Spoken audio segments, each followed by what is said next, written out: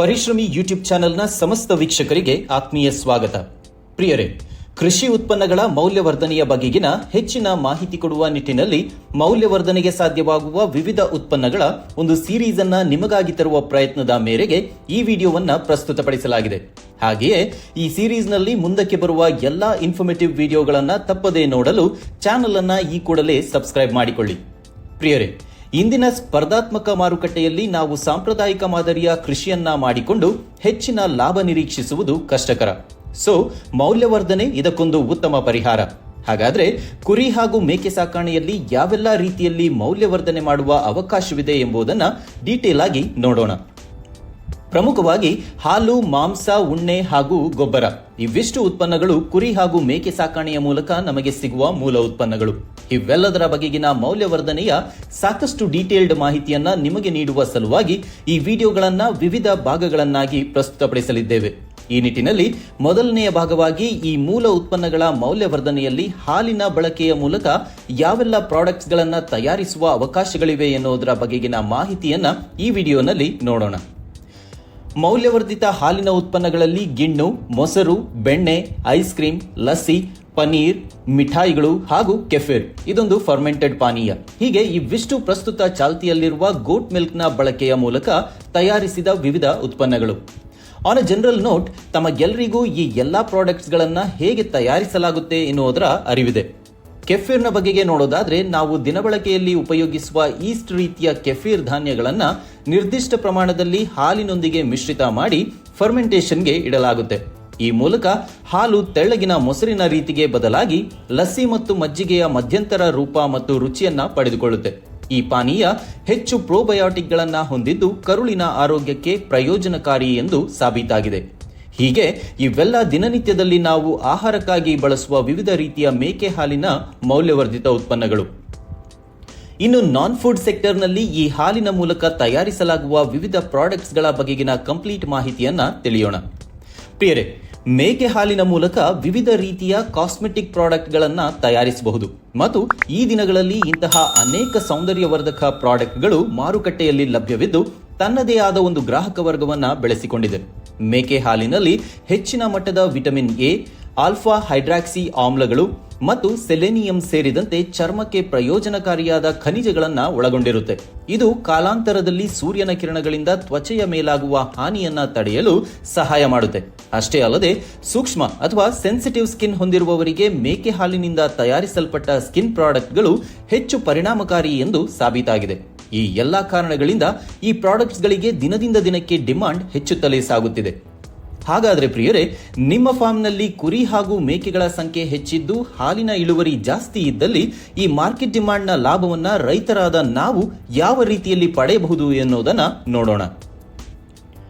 ಮೊದಲಿಗೆ ಇಲ್ಲಿ ನಾವು ಅರಿತುಕೊಳ್ಳಬೇಕಾದ ಬಹುಮುಖ್ಯ ಅಂಶವೆಂದರೆ, ಎಲ್ಲಾ ರೀತಿಯ ಪ್ರಾಡಕ್ಟ್ಗಳನ್ನ ನಾವು ಸುಲಭವಾಗಿ ತಯಾರಿಸಲು ಸಾಧ್ಯವಿಲ್ಲ. ಅದಕ್ಕೆ ಪ್ರೊಫೆಷನಲ್ ಟ್ರೈನಿಂಗ್ ನ ಜೊತೆಗೆ ಟೆಕ್ನಿಕಲ್ ನಾಲೆಜ್ ಇರೋದು ಅತ್ಯಗತ್ಯವಾಗುತ್ತೆ. ಜೊತೆಗೆ ಇಂತಹ ಹೈ ಎಂಡ್ ಅಥವಾ ಪ್ರೀಮಿಯಂ ಪ್ರಾಡಕ್ಟ್ ಗಳ ತಯಾರಿಕೆಗೆ ತನ್ನದೇ ಆದ research and development team, lab, quality check team ನ ಜೊತೆಗೆ ದುಬಾರಿ ಪ್ರಾಸೆಸಿಂಗ್ ಮೆಷಿನರಿಗಳ ಅಗತ್ಯತೆ ಇರುತ್ತೆ. ಇವೆಲ್ಲದರ ಜೊತೆಗೆ ವಿವಿಧ ರೀತಿಯ ಲೈಸೆನ್ಸ್ ಮತ್ತು ಸರ್ಟಿಫಿಕೇಶನ್ ಗಳನ್ನ ಸಹ ಪಡೆಯಬೇಕು. ಆದರೆ ಸಾಬೂನು, ಲೋಷನ್, ಲಿಪ್ ಬಾಮ್ ನಂತಹ ಪ್ರಾಡಕ್ಟ್ಸ್ ಗಳನ್ನ ಸಣ್ಣ ಮಟ್ಟದ ಇನ್ವೆಸ್ಟ್ಮೆಂಟ್ ನೊಂದಿಗೆ ಪ್ರಾರಂಭಿಸಬಹುದು. ಕೆಲವೇ ದಿನಗಳ ಟ್ರೈನಿಂಗ್ ಪಡೆಯುವ ಮೂಲಕ ಈ ಪ್ರಾಡಕ್ಟ್ ಗಳ ತಯಾರಿಕೆಯ ಬಗೆಗೆ ತಿಳಿದುಕೊಂಡು ನಿಮ್ಮದೇ ಸ್ವಂತ ಉತ್ಪಾದನೆಗಳನ್ನ ತಯಾರಿಸಿ ಮಾರುಕಟ್ಟೆಗೆ ಲಾಂಚ್ ಮಾಡಬಹುದು. ನಿಮಗೆ ಈ ಉತ್ಪಾದನೆಗಳ ತಯಾರಿಕೆಯ ಹಂತಗಳ ಒಂದು ಸಂಕ್ಷಿಪ್ತ ವಿವರಣೆಯನ್ನ ನೀಡೋದಾದ್ರೆ, ಮೊದಲಿಗೆ ಸೋಪ್ ತಯಾರಿಕೆಗೆ ಬೇಕಾಗುವ ಸಲಕರಣೆಗಳ ಬಗೆಗೆ ತಿಳಿಯೋಣ. ಇಲ್ಲಿ ಮ್ಯಾನ್ಯುವಲ್ ಪ್ರಾಸೆಸ್ನ ಮೂಲಕ ತಯಾರಿಕೆಯನ್ನ ಅನುಸರಿಸೋದ್ರಿಂದ ಹಾಲನ್ನ ಬಿಸಿ ಮಾಡಲು ಹೆಚ್ಚೆಂದ್ರೆ 50 ಲೀಟರ್ನಷ್ಟು ದೊಡ್ಡ ಗಾತ್ರದ ಪಾತ್ರೆ, ಮಿಶ್ರಣ ಮಾಡಲು ಬೇಕಾಗುವ ಉದ್ದದ ಸೌಟು, ಸೋಪಿನ ಮಿಶ್ರಣವನ್ನ ಹಾಕಲು ಬೇಕಾಗುವ ಸಿಲಿಕಾನ್ ಅಥವಾ ಮರದ ಮೋಲ್ಡ್ಗಳು, ಕಟಿಂಗ್ ಟೂಲ್, ಸೇಫ್ಟಿ ಗ್ಲೌಸ್ ಹಾಗೂ ಕನ್ನಡಕಗಳು. ಇನ್ನು ಲಿಪ್ ಬಾಮ್ ಹಾಗೂ ಲೋಷನ್ ತಯಾರಿಕೆಗೆ ಡಬಲ್ ಬಾಯ್ಲರ್ನ ಪಾತ್ರೆ, ಹ್ಯಾಂಡ್ ಮಿಕ್ಸರ್, ಲಿಪ್ ಬಾಮ್ ಹಾಕಲು ಬೇಕಾಗುವ ಟ್ಯೂಬ್ಗಳು ಮತ್ತು ಲೋಷನ್ಗಾಗಿ ಕಂಟೈನರ್ ಅಥವಾ ಬಾಟಲ್ಗಳು. ಇನ್ನು ಇವುಗಳ ತಯಾರಿಕೆಗೆ ಬೇಕಾಗುವ ಬೇಸ್ ಅಂದ್ರೆ ಈ ಮೂರೂ ಉತ್ಪನ್ನಗಳಿಗೆ ಕಾಮನ್ ಆಗಿ ಬಳಸುವ ಉತ್ತಮ ಗುಣಮಟ್ಟದ ತೆಂಗಿನ ಎಣ್ಣೆ ಅಥವಾ ಆಲಿವ್ ಆಯಿಲ್, ಮೇಕೆ ಹಾಲು ಮತ್ತು ನೈಸರ್ಗಿಕವಾದ ಪ್ರಿಸರ್ವೇಟಿವ್ಸ್ ಗಾಗಿ ವಿಟಮಿನ್ ಇ ತೈಲ ಅಥವಾ ರೋಸ್ಮೆರಿ ತೈಲ. ಇನ್ನು ಪ್ರತ್ಯೇಕವಾಗಿ ಬೇಕಾಗುವ ವಸ್ತುಗಳೆಂದರೆ ಸೋಪ್ ತಯಾರಿಕೆಗೆ ಲೈ ಅಥವಾ ಸೋಡಿಯಂ ಹೈಡ್ರಾಕ್ಸೈಡ್ ಮತ್ತು ವಿವಿಧ ರೀತಿಯ ಸುಗಂಧ ದ್ರವ್ಯ, ಕಲರ್ ಮತ್ತು ಗಿಡಮೂಲಿಕೆಯ ಸಾರ. ಲಿಪ್ ಬಾಮ್ನ ತಯಾರಿಕೆಯಲ್ಲಿ ಜೇನಿನ ಮೇಣ, ಶಿಯಾ ಬಟರ್, ಸುಗಂಧಿತ ದ್ರವ್ಯಗಳು, ಲೋಷನ್ ತಯಾರಿಕೆಯಲ್ಲಿ ಎಮಲ್ಸಿಫೈಯಿಂಗ್ ವ್ಯಾಕ್ಸ್ ಮತ್ತು ಡಿಸ್ಟಿಲ್ಡ್ ವಾಟರ್. ಇವಿಷ್ಟು ನಮಗೆ ಮೇಕೆ ಹಾಲಿನ ಸೋಪು, ಲಿಪ್ ಬಾಮ್ ಹಾಗೂ ಲೋಷನ್ ತಯಾರಿಕೆಗೆ ಬೇಕಾಗುವ ವಸ್ತುಗಳು.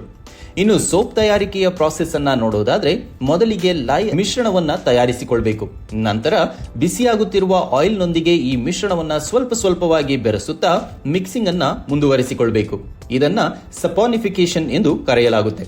ಈ ಮಿಶ್ರಣವು ಹದವಾಗಿ ಗಾಢವಾಗುತ್ತಿದ್ದಂತೆ ಇದಕ್ಕೆ ಮೇಕೆ ಹಾಲನ್ನ ನಿಧಾನವಾಗಿ ಬೆರೆಸಿಕೊಳ್ಳುತ್ತಾ ಸುಗಂಧ ದ್ರವ್ಯ ಹಾಗೂ ಕಲರ್ ಅನ್ನ ಆಡ್ ಮಾಡಿಕೊಳ್ಳಬೇಕು. ಈ ಮಿಶ್ರಣವನ್ನ ಮೋಲ್ಡ್ಗೆ ಹಾಕಿ ಒಣಗಲು ಬಿಡಬೇಕು. ನಂತರದಲ್ಲಿ ಮೋಲ್ಡ್ನಿಂದ ತೆಗೆದು ಶೇಪ್ ಮಾಡಿ ಪ್ಯಾಕಿಂಗ್ ಮಾಡಿದರೆ ಮೇಕೆ ಹಾಲಿನ ಸೋಪು ಮಾರಾಟಕ್ಕೆ ಸಿದ್ಧವಾಗುತ್ತೆ. ಇನ್ನು ಲಿಪ್ ಬಾಮ್ ಮತ್ತು ಲೋಷನ್ನ ತಯಾರಿಕೆಯ ಪ್ರಕ್ರಿಯೆ ಒಂದೇ ರೀತಿಯಾಗಿದ್ದು ಕೊನೆಯ ಹಂತದಲ್ಲಿ ಮಾತ್ರ ಸ್ವಲ್ಪ ಬದಲಾವಣೆಯೊಂದಿಗೆ ಈ ಎರಡೂ ಉತ್ಪನ್ನಗಳು ಬೇರ್ಪಡುತ್ತವೆ. ಸೊ ಇದನ್ನ ತಯಾರಿಸುವ ರೀತಿಯನ್ನ ನೋಡೋಣ. ಇಲ್ಲಿ ಡಬಲ್ ಬಾಯ್ಲರ್ನ ಸಹಾಯದಿಂದ ಲಿಪ್ ಬಾಮ್ಗಾಗಿ ಆಯಿಲ್ ಮತ್ತು ಬಿ ವ್ಯಾಕ್ಸ್ ಅನ್ನ ಲೋಷನ್ ತಯಾರಿಕೆಗಾಗಿ ಆಯಿಲ್ ಮತ್ತು ಬಟರ್ನ ಹದವಾದ ಶಾಖದಲ್ಲಿ ಮೆಲ್ಟ್ ಮಾಡಿಕೊಳ್ಬೇಕು. ಸಾಕಷ್ಟು ಹಂತಕ್ಕೆ ಬಿಸಿಯಾದ ನಂತರ ಈಗಾಗಲೇ ಬಿಸಿ ಮಾಡಿಟ್ಟುಕೊಂಡಿರುವ ಮೇಕೆ ಹಾಲನ್ನ ನಿಧಾನವಾಗಿ ಹಾಕುತ್ತಾ ಚೆನ್ನಾಗಿ ಬೆರೆಸಿಕೊಳ್ಳುತ್ತಿರಬೇಕು. ಈ ಮಿಶ್ರಣ ತಯಾರಾಗುತ್ತಿದ್ದಂತೆ ನಿಮಗೆ ಬೇಕಾದ ಸುಗಂಧ ದ್ರವ್ಯ, ಕಲರ್ ಅಥವಾ ಗಿಡಮೂಲಿಕೆಯ ಸಾರವನ್ನ ಬೆರೆಸಿ ಬೇಕಾದ ಸ್ಥಿರತೆಯನ್ನ ಪಡೆಯುತ್ತಿದ್ದಂತೆ ಬೆಂಕಿಯನ್ನ ಆರಿಸಿಕೊಳ್ಬೇಕು. ಈ ಹಂತದಲ್ಲಿ ನಾವು ಲೋಷನ್ ತಯಾರಿಕೆಯನ್ನ ಮಾಡುತ್ತಿದ್ದಲ್ಲಿ ಈ ಮಿಶ್ರಣ ಹೆಚ್ಚು ಗಾಢವಾಗದಂತೆ ನೋಡಿಕೊಳ್ಬೇಕು. ಅದೇ ಲಿಪ್ ಬಾಮ್ನ ತಯಾರಿಕೆಯನ್ನ ಮಾಡುತ್ತಿದ್ದಲ್ಲಿ ಈ ಮಿಶ್ರಣ ಸ್ವಲ್ಪ ಹೆಚ್ಚು ಗಾಢವಾಗುವಂತೆ ಬಿಸಿ ಮಾಡಿಕೊಳ್ಬೇಕು. ನಂತರದಲ್ಲಿ ಲಿಪ್ ಬಾಮ್ನ ಮಿಶ್ರಣವನ್ನ ಟ್ಯೂಬ್ ಅಥವಾ ಮೋಲ್ಡ್ಗೆ ಹಾಕಿ ಒಣಗಿಸಲು ಬಿಡಬೇಕು. ಈ ಒಣಗುವ ಪ್ರಕ್ರಿಯೆ ವಿವಿಧ ರೀತಿಯ ಮಿಶ್ರಣದ ಮೇರೆಗೆ 5 ರಿಂದ 15 ದಿನಗಳ ಕಾಲ ಅಥವಾ ಇನ್ನೂ ಹೆಚ್ಚಿನ ಸಮಯವನ್ನ ತೆಗೆದುಕೊಳ್ಳಬಹುದು. ಲೋಷನ್ನ ಮಿಶ್ರಣವನ್ನ ಬಾಟಲ್ ಅಥವಾ ಕಂಟೈನರ್ಗೆ ಹಾಕಿದ್ದಲ್ಲಿ ಮಾರಾಟಕ್ಕೆ ತಯಾರಾಗುತ್ತೆ. ಸೊ ಇದು ಮೇಕೆ ಹಾಲಿನ ಸೋಪ್, ಲೋಷನ್ ಮತ್ತು ಲಿಪ್ ಬಾಮ್ ತಯಾರಿಕೆಯ ಪ್ರಕ್ರಿಯೆ. ಇದನ್ನ ನೀವು 2 ರಿಂದ 4 ದಿನಗಳ ಟ್ರೈನಿಂಗ್ ಪಡೆಯುವ ಮೂಲಕ ಕಲಿತುಕೊಳ್ಳಬಹುದು ಮತ್ತು ಕಡಿಮೆ ಖರ್ಚಿನಲ್ಲಿ ಪ್ರಾರಂಭಿಸಬಹುದಾದ ಉದ್ಯಮವೂ ಹೌದು. ಇವೆಲ್ಲದರ ಹೊರತಾಗಿ ನಿಮಗಿರುವ ಮತ್ತೊಂದು ಆಯ್ಕೆ ಎಂದರೆ ಈಗಾಗಲೇ ಮೇಕೆ ಹಾಲಿನ ಉತ್ಪಾದನೆಗಳನ್ನ ಮಾಡುತ್ತಿರುವವರಿಗೆ ನಿಮ್ಮಲ್ಲಿರುವ ಹಾಲನ್ನ ಕೊಟ್ಟು ನಿಮ್ಮದೇ ಬ್ರ್ಯಾಂಡ್ನ ಹೆಸರಿನಲ್ಲಿ ಪ್ರಾಡಕ್ಟ್ಸ್ ಗಳನ್ನ ಅವರಿಂದ ತಯಾರಿಸಿಕೊಂಡು ಮಾರಾಟ ಮಾಡಬಹುದು.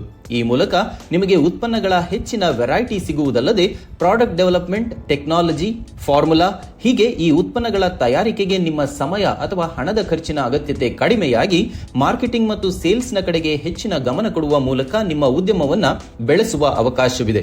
ಪ್ರಿಯರೇ, ಇಂತಹ ಮೌಲ್ಯವರ್ಧಿತ ಉತ್ಪಾದನೆಗಳನ್ನ ಸ್ವಂತವಾಗಿ ತಯಾರಿಸಲು ಖಂಡಿತವಾಗಿ ಟೆಕ್ನಿಕಲ್ ಜ್ಞಾನ ಬೇಕಾಗುತ್ತದೆ.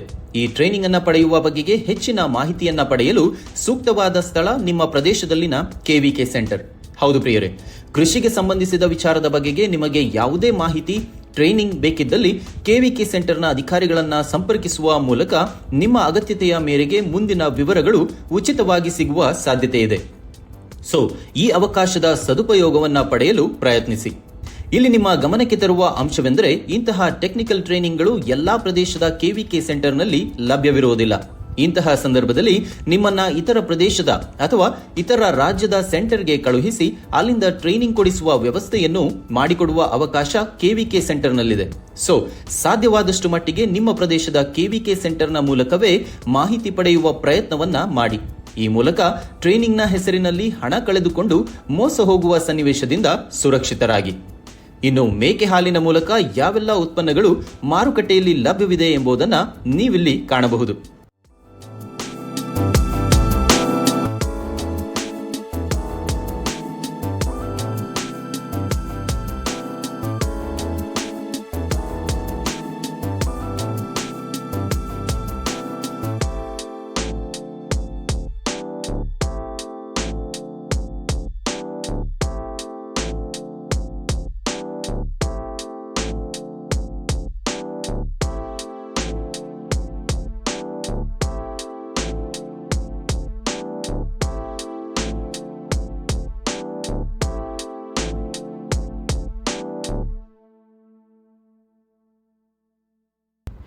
ಪ್ರಿಯರೇ, ಇವೆಲ್ಲ ಉತ್ಪನ್ನಗಳು ಪ್ರಸ್ತುತ ಮಾರುಕಟ್ಟೆಯಲ್ಲಿ ಲಭ್ಯವಿರುವ ಕುರಿ ಹಾಗೂ ಮೇಕೆಗಳ ಹಾಲಿನ ಮೂಲಕ ತಯಾರಿಸಿದ ಮೌಲ್ಯವರ್ಧಿತ ಪ್ರಾಡಕ್ಟ್ಸ್ಗಳ ಒಂದು ನೋಟ.